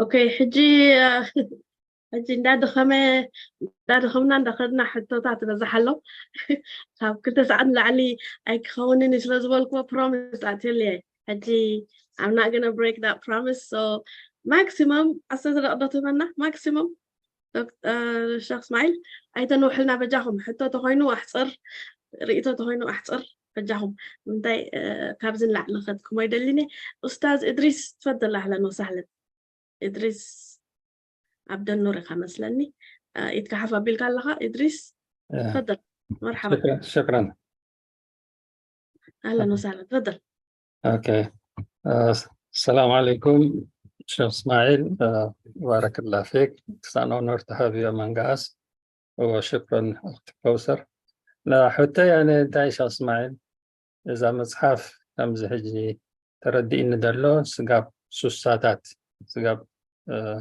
سوسا عمة مهرتي حجي حتى ناتي سقاب شعوز نبرن إذا حجي خاب سوسا سقاب زي زلنايو including the حدش generation أبدق توليتو زلو بخمي تريو سقاب سوسا زنبرن إذا حجي كاب سوساتات سقاب حجي زخيد زلون زي أتحدي بخميم الكعدة نقر طبعا مجمرتو زلو مزلو خونتات بقبو خردان تخينا اعتقد محج النبر تاريخ مفلات أدلاي يخون زيادة قداميتنا طبيعة جن إذا خلايتنا طبيعي تدحر السساتات زمت ريوتات نبحكي حدا جنيا ينيرون حبرة السبنا انتاي مالتيو كساب سساتات لكعيو نيرو قدم سقمات جن كساب سساتات تي إرتراوي سوشيال فابريك أبوتو نيرو سقمات نيرو مفحفح نيرو جن سبب حقرو نيرو بعاليتك بسدرا خاب وكله نيرو دحرس الساتات انتاي مسيو تي السوشيال فابريك ناي إرترا بفلاي تفلالي كله خيكونا كليوشن خادر بشرح شو تبتينو كم زبون كونا أبنت حرقيكو تي السوشيال فابريك هيستوري فابريك حرقيكو هابزو تاريخ زلوا ختماني را باس عيقون إذا بوتات بتشرع شو تبتينو إذا خازم صو سعبينات هالو سلزي دحرس الساتات زمست ريوتات قدامي السوشيال فابريك ناي تحبرت سبنا عنا بتشرع شو تبتينو حدا كلاين غير كان مجمريا جزية إرترا كله تسديدو قدم حدا خاب ما باس عمسينا أبنتنا حنت قال نسيت خاب اسمه راح مرعون تدليو باقولنا دا باس عين سددنا يلوم سبي أبينيرهم لو طبعا سبب كل تسديد وخساب حج أبزل لوحات أنت رأخا خب استراليا خب كبعد إنجليز أو كله تبتينا إذا حدش كده حرس السات أزم ستر إيوتاتي إذا خا سعبينات له تاريخنا هنا سعبينات له إذا بينه مدرخ زحزة بينه تنتنان بينه مرمران مصنعة زد ليو أرستيو جنت المتحف نادي خساب أتو كورونا تخسب سساتات أبو تاتيو الله أعلم. Okay, thank you, brother Idris Abdel Noor. الأستاذ أبو حنين، أهلا وسهلا ومرحبا. أبو حنين من لندن. السلام عليكم ورحمة الله وبركاته. وعليكم السلام ورحمة الله. هلا. جزاك الله خير أستاذنا وشيخنا الفاضل، ربنا يبارك فيك، و thank you أستاذة كوثر for this excellent moderating and facilitating. Jazakallah khair. Thank you. The question, I know among our people, reading, especially lately with the technology, people just using their phone and social media, reading is not really a priority, and it's becoming like among the elite and the community only. How can we expand? Now, this book, for me, it should be in every household, Eritrean household. It should be. And it should be a tool that we use with our children, especially young people who are lacking information about Eritrea, lacking information about their heritage, Islamic heritage. And a lot of them, they complain, they said, we don't have anything to show about Eritrea. We don't have knowledge. A lot of young people, they suffer, they complain, and they talk. And here we have now this excellent tool in our hand. I know, Ustaz Ismail, you are an educator, and you know our community very well.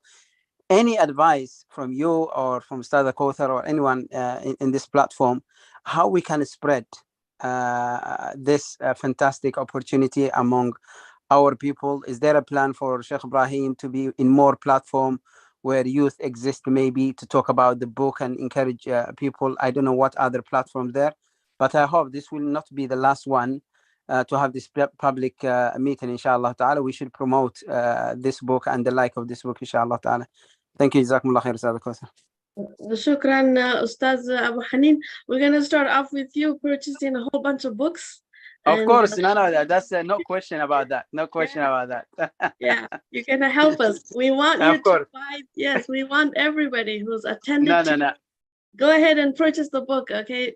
And buy them for your kids, your teenagers, all your relatives. Just keep on buying and spreading this message. This is a very important book. All Eritreans, Muslims and Christians should read it. There's a lot of insight, a lot of things that you did not know. You're going to be surprised, pleasantly surprised as to the amount of detail and facts that are available in this book. So I want you to help us by purchasing the book. I'll let Sheikh Ismail answer the question. Go ahead, Fadl. Yeah, I guess the other point to add is the book is available in ebook. I know many young people like to read ebooks, so ebook format is available.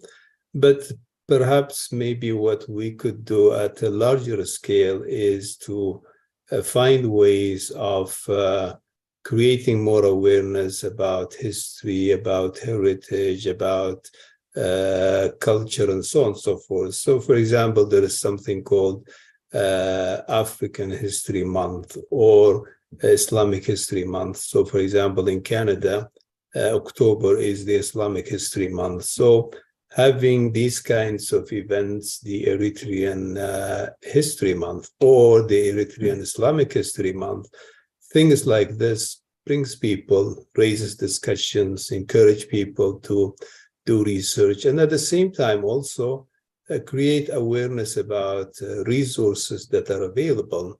There are many resources that people are not aware of, and by having forums of this nature, you create greater awareness. Personally, when I was doing my research, I came across literature that I was not aware even it did exist. I found, for example, a master research by Dr. Bayan on the history of Islam. It was an attempt, of course, no attempt is perfect, but this is something not many people know. So the point I'm saying is, paying attention to the importance of history. As Afro-Americans, for example, they have the African History Month to create greater awareness. I think that could be one medium we could think and we could consider. That's a very excellent point. Ebook $10.99, paperback $49.99, and hardcover $55.99 US dollars. Frisian Press is the publisher. هدية قال لك تبون تدليهم مصحف جزء لي سداد لي إن شاء الله. I'll give you my address. You can give each other gifts too.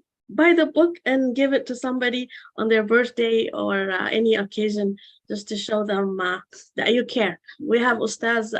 Last question. Ahmed Abdulrazak, تفضل أهلا وسهلا. We're almost finished. We have 2 minutes. تفضل. السلام عليكم مجمري. وعليكم السلام ورحمة الله. شيخ اسماعيل بزح كمسكنة كايدة اللي مخنياتو إزي بزعبا ناي مسلمنا أب إريترا العكاز اللقاء عبي مع زخا كتكاز اللقاء نتوم دحري خازم مصدما صبق بلك أرايا خوين كان لها بنت زي خمسكنة كايدة اللي حدا نقدر كحبرك كاز اللي دقر قنا اللوبزي سلمان تايو أبوها رحمة الله عليهم معالتي يمزقبون يروم كنسمع كلنا نابنت شيخ نعمان اليوم سوحوز نبوريهم الأستاذ محمود نور حسين زي دحريهم سرح النبريو صبوها سالساي عبد القادر محمد كيتا زي أتوم سبا زي أتوم كنوران كله أبوها كمتي عبد الرحمن حسن الجبرتي معالتي تاريخنا يقبس السعف النبرة أبو هذا ما بزعبا تاريخنا إريترا معالتي يمزقون يرون كمزقون كله ملكتنا هذي كم زمزقون نور بمتين نفلت نتيلنا أبو ويب سايتنا أبو خيدنا ترى أنا شهداء أنا رابطة يمس شهداء أنا رابطة خمسة كله منكم أنا أول شهيد ثاني شهيد ثالث شهيد رابع شهيد كمنا يمسوا لذي زي انتهي إننا معلتي يمزقوا خمس نور ترتر زي بولي سلازي من الباسخان يشتم كل خواتي خاكون تخيلها ويدما جزيت تثبت خون بلك تصبغ تعشمو فول انفورميشن كتبنا جن كبرك هذا اللي انتهي كل جزء أبوها معلتي يمزقون يرو سلازي أبزيا نالبات أبجدا زي ركب ندحر كوينو أبتي جناح الأيسر ناي معهد أو نالبات كله يخيل لك هذا لا يبرر له سلازي نبغى معلتي تحفظ نمر ندحر رخيبنا بلك عبي هيستري ولك كله شافنا لنا يخيل. بارك الله فيك وأحسنت. شكرا. جزاك الله خيرا يا أخي. خمت أقدم استوسكوتي بهجرنا زحلف قلولا بزح نقرات أبناء مزن بالدرجة أبسحوا مالتين أبنت حجي أبسوداب بسع النبر ياسين بات وحد خبتم اليوم فليز بولو فلاتات صحافة النورو والسوز صحافة مصحف له زعبا تاريخ ناي إرترا باطوكا بإنجليزية بعنقوة اليان ون يصحفن الزاربن ينيرو ناي أودريزي مصحفنا بعربية دستور قومي نابنا تحس الصحافة مصحفة له كنت مصحفة زي يقوم ذلو ناي فلتانيوم يبها لعمر قادي وناتو ناي ديلي ميموري صحف نيرو أبيكم زلون زو فلوط أيكون سلازتي أبها قرنات رخب قلولوات نبزح نقرات الزنابيل وي وخمس بالكاي وخالك كيون صحفات له تصحفات كاب وانو إن شاء الله يوصي أخونا الله أعلم. Okay, كل تحت صرت حدودات حدا لو حونا ويحفتنا I'm not sure مانتاي بأكسيدنت مايكروفونات قاعد يعني ري مانتاي تبحل اسكا خفتلتنا مايكروفون كا MANTAI مانتاي. السلام عليكم ورحمة الله. عليكم السلام. أهلا وسهلا. First of all, I would like to thank Sheikh Ismael Ibrahim Mukhtar for this wonderful book. writing a book is not easy. I'm not from academia still, but I understand that you great effort you have made, and all Eritrean, on behalf of all Eritrean, I would like to thank you. Anyhow, my question is about just maybe an illustration if you give, if you'd like to give. There are in Eritrea, well, first, one thing that I have learned that there is a Yahud in Eritrea. So you can clarify how the history of Yahud in Asmara, because you said that one of your neighbors Yahud was, and other Christian. So this is the one point, the history of Yahud, because important to understand the new generation. Another one is for example, the tribes in Eritrea or ethnic groups, they are a mixture of Muslim and non-Muslim. For example, you have in Belen, you have in Mansa, and you have, so the history of this one. So how this, because for us to understand is, I'm from the Sahel, northern Eritrea, so we don't have this, like from Juba, we don't have this kind of division.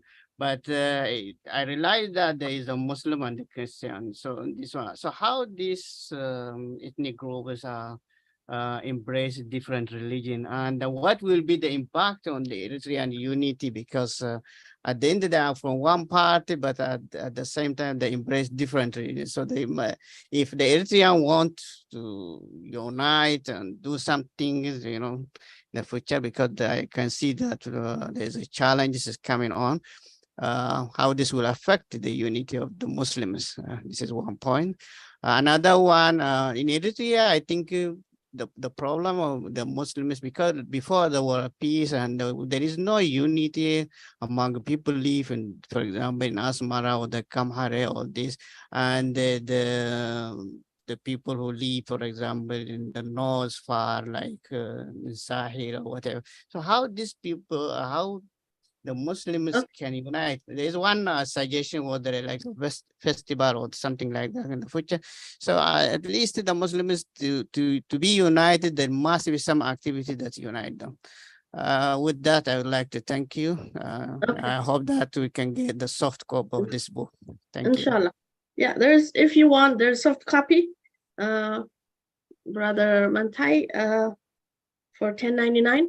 You can just download it on your phone and read it, but we would like to encourage you to buy the book and give it as a gift to your friends and relatives.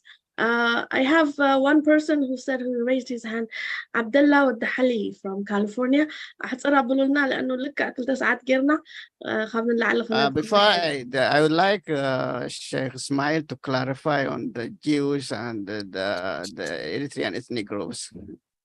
Okay. The question. On my book, on my book, there is a section called the Jewish Yemeni community in Eritrea. It talks very briefly about the Jewish community that used to exist in Asmara, and they had a synagogue, but most of them departed from Eritrea after the establishment of Israel. So there is a section in the last chapter talking about, because majority of them were from Yemen. So the other thing about the mixed groups that have Muslim and Christian, I guess that has to do part of it to the missionary effort in those regions. So the presence of missionaries was a factor in having communities with different faith, and also the way Islam came to this area through the efforts of the Marghaniya Sufi group. So yes, there is some discussion of that also in one of the chapters of the book. Okay, thank you. Thank you. User, I think Umar Huriqa Shimka Ayran user Allah, but I feel it akala video. Okay, نحتروينا. ودحلي قد سراج ما تخلقها عبد الله ودحلي from California. تفضل. اوكي اسمع الله. شكرا شيخ اسماعيل. كنت سعيد زبلودنا ورجع متحف جاء كله بحلفي بتم منسياتنا كله هاوسهم كله خمرة نحن باستخالة متن ناب كلهم تباتح قبرنا تا حتى يجن مست تاريخ ناي سلمنا ناي حبشة مستم ناي حجاز أبت جزيت زنبورو كد مسلمنا زنبورو ركب كفت بعل ناي قال لك هاجاي متحفتي هذا دول ركب كم زنبورو مستم ناي حبشة مستم حجازين دك مكة مخا رسول حبشة خمس عبيتهم نزبل تاريخ الله نعو خمي خاريخ ياخذ بالفيلم مستي بحر يسلمنا متأسسر شكرا عباي ود سمرا مخان كخا recognize غيرنا لنا thank you الله يبارك فيك. طيب بزعبة ناي حبشة تاريخ زملكة تركب ناي عرب مسير قد مسلمنا إذا طبعا بزرزر أي تزاربكم بزعبه مخنياته السيكون أنتقن أتكرون أي مسحف جن حلف إلى استعسكو نقرات لون أبنة الإمام الطبري انتايب له حدا غابته من تاريخ صحفتي مريت حبشة نمكاويان نقدز قبرولو زملال السلوبوتا إيونيرو يبل سلازي كما عين التعصيتات أبت مسحف أفتقدم أي كفلي تقدم أي شابتر قربت اللي تغيسي اللغة سلازي بزح زرزر أيكونن قلنا أمو أي من أبنت كاب حبشة خمس مسألة مخا كابتم مجمع رياضة سلومو حبشة سد مبزحته بلالي زفلت قنشو قران زبها لالو مهجع زبها لالو كومخا زو مخمر بزحات لالو حبشة بسلمنا من مجمع تاساتو ناتو ما سمعتهم بمطعنو أبت مجمع تا شابتر تتغيسو اوكي سراج عبد الرحمن كاب اريزونا السلام عليكم شيخ اسماعيل إذا يحاف كاب زبلو كام مجمع يعني رأينا بمشاعر شابس يجي هذا not fair المهم شيخ اسماعيل زبلك بحطوطات نقن إن شاء الله after I read the book I will have more questions I just want to say congratulations and I'm very proud of you, of your achievement, not only now in the past when you wrote the also the history of Manitoba. So inshallah we'll read the book and we'll have our feedback. Jazakallah khair. Assalamu alaikum. الله يبارك فيك الله يبارك فيك. شكرا سراج و I know أن أريزونا بمولو كم تجاز علم تام مصحف فلت إيه هذا 307 سخنوب زعد لنا إن شاء الله. أبو آية تفضل كاب ماليزيا نقول يزلو أبو آية تفضل mic open please. أبو آية ألو السلام عليكم. هلا عليكم السلام. شيخنا الفاضل إسماعيل حياك الله. أنا ما عندي سؤال لأنه دخلت في المحاضرة متأخر بسبب فارق الزمن. فقط أنتهز هذه الفرصة لإلقاء التحية وإن شاء الله نشتري الكتاب ونحاول نروج له وعندما نقرأه إن شاء الله يكون عندنا تواصل وإن شاء الله ربما يعني ننظم لقاء للجالية الإريترية في ماليزيا وممكن قراءة جماعية أو محاضرات في مجالات أخرى أو في نفس مجال التاريخ الإريتري. جزاكم الله خير وبارك الله فيكم. بارك الله جزيلا أبو آية شكرا كل خاتكم لما عاد تزمت أخهم بكل ساعات من العلي أي نقصلنينا خيط دخمو دما وسلازي كلكم أبزعد أبزي زمت أخهم أي رسعكم خان أستاذ عمر حرية أي رسعكم خان I'll give you the last word okay the conclude هتقابلنا okay كل خاتكم جزوة زمت حف فريجن فريسيو هنا صحيفاتكم اللي أفتشات تخيتكم you can go فريجن ويدما أمازون قليل تخينو بفتحتهم أمازون وخيدو متحف تدليهم هارد كفر تدليهم بيبر بوك تدليهم دمهم زمانكم كت جزء ما نتي سبعة مسحهم زلوا عرفتهم كم هدية ولا غيركم هبوم جزء وطرح جزء أم جزء يتحمقوا لو ما عدي على 7 5 7 متسيهم بزوم طرح بفيسبوك دما الله خلوت مالتيو بيوتيوب دما خلوت زرعينا له نتهم زي رأي ولا معلتي نتها متحف زي فلتوا important important, very, very important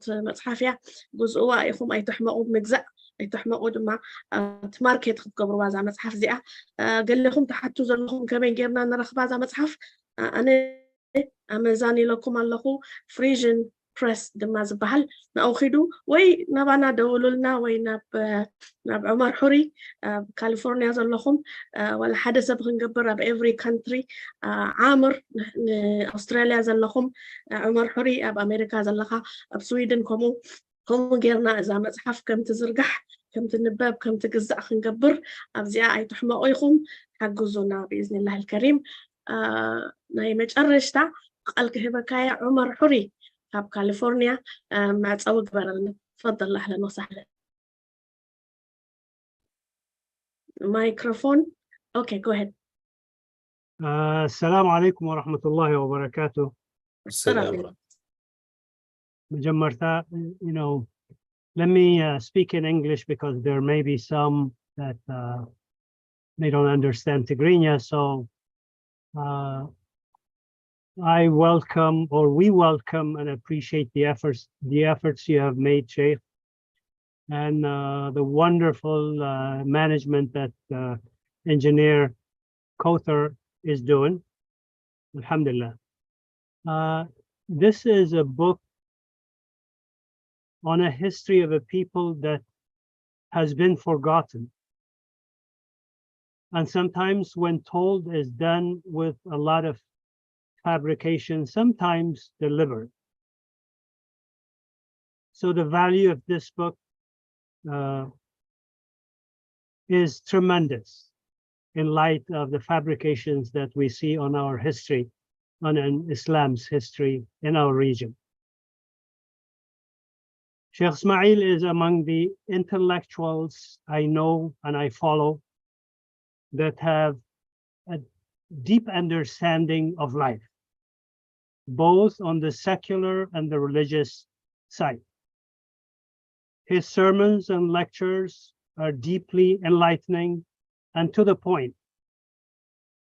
His mastery of English, Arabic, Tigrinya is spotless. I follow and comment on his Facebook page and enjoy it. I do share and share it with everybody so that for them to enjoy. He writes with an unparalleled style, short, to the point, oozing and screaming in eloquence. Very eloquent, especially for those who know Arabic.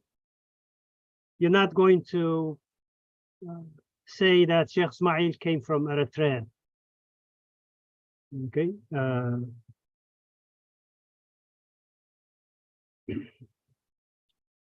Sheikh Ismail's approach is not divisive. He never raised divisive issues at all. Perhaps his upbringing in Eritrea in a diverse community has made him a champion of togetherness, recognition of the other, or others who profess in other beliefs. Many of us know him at EMC. His involvement in EMC has been exemplary and steady. Without fail, he has attended the early conventions with his enlightenment and lectures and sessions, and also his monthly EMC Zoom halaqas in matters of deen and history. Sheikh Ismail is a critical thinker and writer, and is a good example to follow. Who better to write on the history of Islam than our writer, who grew up in a family that has been making history and is an integral part of Eritrean and Eritrean Muslim history. Let's turn the forgotten history of Islam in Eritrea, okay, from its proper source. Let's buy this book. Sheikh Ismail, I have one question at the end. Some ulama say that Nagashi was not from the highlands. They say Nagashi was from the Beja tribe. What is the truthfulness of this narration or this source, in your opinion? Wassalamu alaikum wa rahmatullahi wa barakatuh. That will be the last question for today. Shukran, Ustaz Omar Hari. Fadal. As I noted earlier, Najashi has such an amazing history, and he left a profound legacy. There will always be attempt to find a way of associating Najashi with a certain tribe, with a certain group. So here, I think history should speak more than nationalistic and tribalistic sentiment. Now, we might not have the specific historical facts to confirm in any direction, but to the best of our ability, the Aksum or the Abyssinian kingdom, of which the Najashi was the ruler, was from the highlands, and accordingly he will be from the people who were living in the highland at that time. But having said that, the races in Eritrea, there's no pure race. There has been intermarriage between various races. For example, the Beja, after the 7th century, they invaded the highlands of the highlands of Eritrea, or the Kebasa.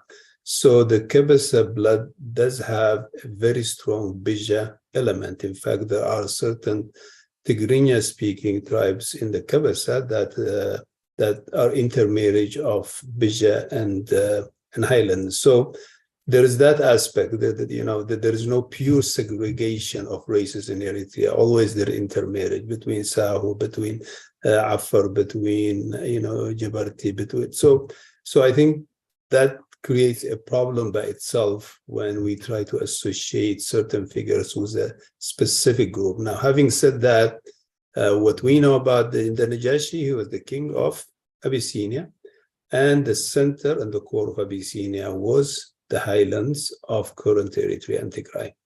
That's all what we know. Okay. We will give you guys 90 days to purchase the book and read it. We'll come back. Promise to Gabrielna Sheikh Ismael دحر 3 ورحة نملس حتى زلوهم مسنببوا عزا مصحف مور حتى تات كلن ديو إن شاء الله شعون الرقبة بعد جانيوري قصنا حرايدو. My pleasure. Okay, إن شاء الله بإذن الله الكريم. أنو حبي للكالو معلتي 15 minutes over, actually 45 minutes over خدنا أي تحازل لي. كل خاتكم ومعلت زعاتهم أبزل لهم مباطع فقري سلام رهوا صانت سنيتي هبكم عمرا عافياني هبكا نعخا شيخ إسماعيل مختار ربي حقزكا كله تقبرو بكله تساعدوفو بركة هبكا نعخا نمسكنكا كمون سدرابيتكا wonderful wife خديجة كمون دك أخا بسام وإبراهيم وأفنان ربي عمرا عافياني هبكم كل خاتكم مع التزاعتكم thank you very much مصحف مجزاء تحمقوا شكرا جزيلا أنا حفتكم كوثر عبد الرحمن والسلام عليكم ورحمة الله تعالى وبركاته بزي أدر في جيري خقابو زوكمي وجيرنا خنعت وينا مالتي لو معلتي سبحانك اللهم وبحمدك أشهد أن لا إله إلا أنت نستغفرك ونتوب إليك والسلام عليكم.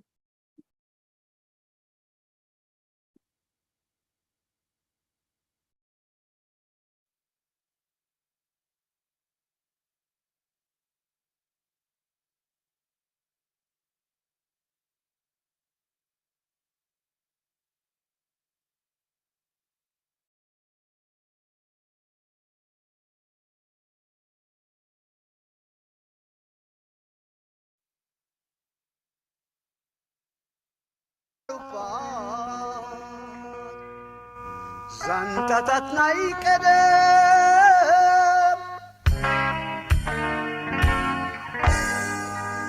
نسنا فلتت كله معبالنا يعلم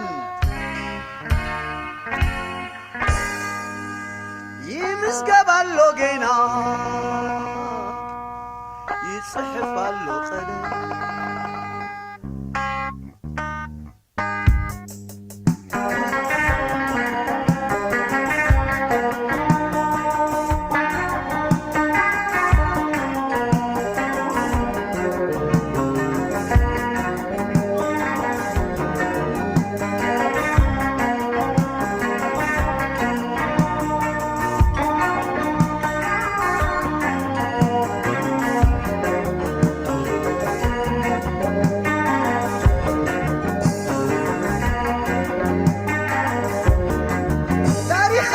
حفاظ سلطتنا الكرم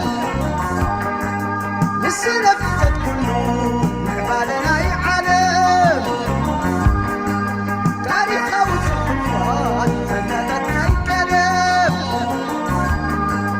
نسنا فتت كله عبالنا يعلم يمسك بالوقينا ينسحب فالبلد